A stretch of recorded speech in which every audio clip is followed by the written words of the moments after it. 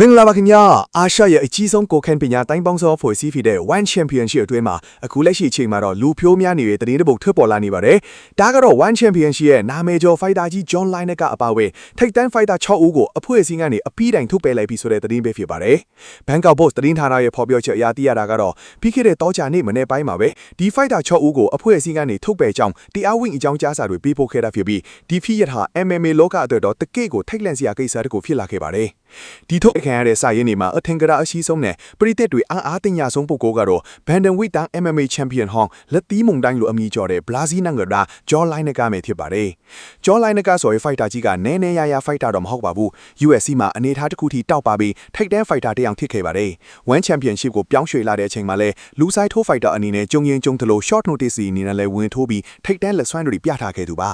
Lineker ဟာအဖွဲ့အစည်းကနေထုတ်ပယ်ခံရရုံတင်မကဘဲတာမီစေတိုက်ဖက်ခဲ့တာကြောင့်တနည်းကြာပွဲပယ်ပြတန်ကိုပါတပါးတဲ့ချမှတ်ခံရတယ်လို့သိရပါတယ်။၎င်း ACC ချက်တွေအလက်တွေမှာခန္ဓာကိုယ်တိဆောက်မှုတဲ့အသုံးပြုလိရှိတဲ့ steroid အမျိုးအစားတွေဖြစ်တဲ့ tamoxifen နဲ့ metandine တို့ကိုတွေ့ရှိခဲ့တာဖြစ်ပါတယ်။အထူးသဖြင့် metandine တို့ဆိုတာဟာ dianabol လို့လူသိများတဲ့အပြင်းစား steroid တစ်မျိုးဖြစ်ပြီးဒါဟာအားကစားလောကမှာတင်းကျပ်စွာတားမြစ်ထားတဲ့အရာတစ်ခုဖြစ်ပါတယ်။ဒီ CC ချက်ကြာရှုံးမှုဟာ Lineker ရဲ့ဂုဏ်သိက္ခာကိုကြီးမားစွာထိခိုက်စေခဲ့သလို One Championship ရဲ့တားမြစ်စေတိုက်ဖက်ဤမူဝါဒအောင်မှလည်းပြင်းထန်တဲ့အပြစ်ဒဏ်ကိုရင်ဆိုင်ခဲ့ရတာဖြစ်ပါတယ်။အသက်35နှစ်အရွယ်ရှိပြီဖြစ်တဲ့ Lineker ဟာ2022ခုနှစ်တုန်းက Warring Champion Bibiano Fernandes ကိုအလဲထိုးပြီး Champion ခါဘတ်ကိုရယူနိုင်ခဲ့သူဖြစ်ပေမဲ့သူ့ရဲ့ကြာစင်မှုတွေဟာအဲ့ဒီနောက်ပိုင်းကစလို့တဖြည်းဖြည်းမြင့်တွေ့ခဲ့ရတာပါ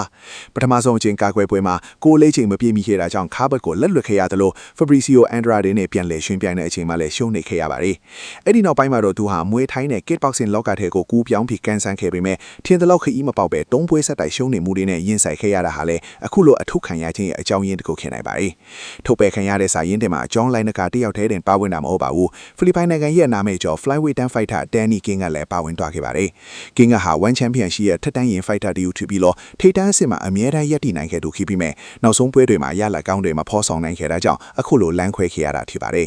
ဒါအပြင်ကိုရီးယား Fatty fighter Kang Ji-won လည်းထုတ်ပယ်ခံရတဲ့စာရင်းမှာပါဝင်နေပါတယ်သူဟာပထမဆုံးပွဲဥထွက်မှာခြေစွမ်းပြနိုင်နေပေမဲ့နောက်ဆုံးလီးပွဲမှာတိုးပွဲထိရှုံးနေခဲ့တာကသူ့အတွက်အဖွဲ့အစည်းတွင်ဆက်လက်ရပ်တည်ထို့ခက်ခဲစေခဲ့ပါတယ်မွေးထိုင်းလောကရဲ့နာမည်ကြီး American fighter Eddie Abaso လို့လည်းတိုးပွဲဆက်တိုက်ရှုံးနေမှုကြောင့်ထုတ်ပယ်ခံရတဲ့စာရင်းနဲ့ပါဝင်သွားခဲ့တယ်လို့ Russia fighter Ali Sedo နဲ့အမျိုးသမီး fighter Taylor McClatchy တို့ဟာလည်းနိုင်ပွဲရလဒ်တွေဝေးကွာနေခဲ့တာကြောင့်အခုလိုစုပေါင်းတုတ်တင်စီလင်းမှုထဲမှာပါဝင်သွားခဲ့ရပါတယ် One Championship ရဲ့အတွင်းသတင်းတွေရတော့ဒီ fighter တွေဟာတခြားသောပြိုင်ပွဲတွေမှာပြန်လည်ကြိုးစားပြီးနိုင်ပွဲတွေနဲ့အရှိန်အဟုန်ကောင်းကောင်းပြန်လည်ရရှိလာမယ်ဆိုရင်အနာဂတ်မှာအဖွဲ့အစည်းစီကိုပြန်လာလိုက်တဲ့အခွင့်အရေးတော့ရှိနေသေးတယ်လို့ဆိုပါတယ်ဒါပေမဲ့လည်း John Lineker လို champion ဟောင်းတီဦးထက်တော့တားမြစ်စေအရှုတော်ပုံနဲ့အတူအခုလိုအထုခံရတာဟာတကယ်ကိုစိုးဝါတဲ့အနားယူမှုတစ်ခုလို့ထင်နေပါတယ် MMA လောကမှာလက်တီးအားနဲ့ boxing skill အကောင်းဆုံးလို့တတ်မှတ်ခံထားရတဲ့ Lineker ရဲ့ဘဝဟာအခုတော့အကြီးမားဆုံးသောစိန်ခေါ်မှုနဲ့ရင်ဆိုင်နေရပြီထင်ပါတယ်အခုလိုထိုက်တန်း fighter တွေကိုတကြိုင်နဲ့ထဲထုတ်ပယ်လိုက်တာဟာ One Championship အနေနဲ့အရေးတွေးကိုဒါဦးစားပေးတော့မှာဖြစ်ပြီးပွဲမစီတဲ့သူတွေဒါမှမဟုတ်စီကန်းဖောက်ဖျက်သူတွေကိုတဲခံတော့မှာမဟုတ်ဘူးဆိုတဲ့ပြတ်သားတဲ့တတိပေးချက်တစ်ခုလည်းဖြစ်ပါတယ်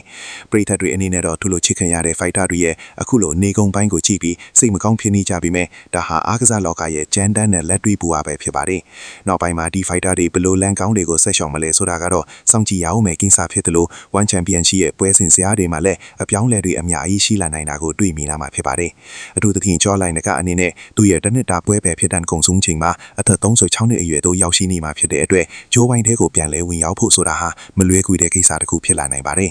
ဒါဟာကမ္ဘာအဆင့်မီကုန်ခန့်ပညာအဖွဲ့အစည်းကြီးတစ်ခုရဲ့တင်းကျပ်တဲ့စီးမြွန်းတွေနဲ့အားကစားသမားတွေလိုက်နာရမယ့်ကျင့်ဝတ်တွေကိုမီးမောင်းထိုးပြလိုက်တဲ့ဖြစ်ရပ်တစ်ခုလည်းဖြစ်ပါတယ်ကျွန်တော်ရဲ့တင်ဆက်မှုကဒီနေရာမှာပဲရနာပါတော့စီအားလုံးကိုကျေးဇူးတင်ပါတယ်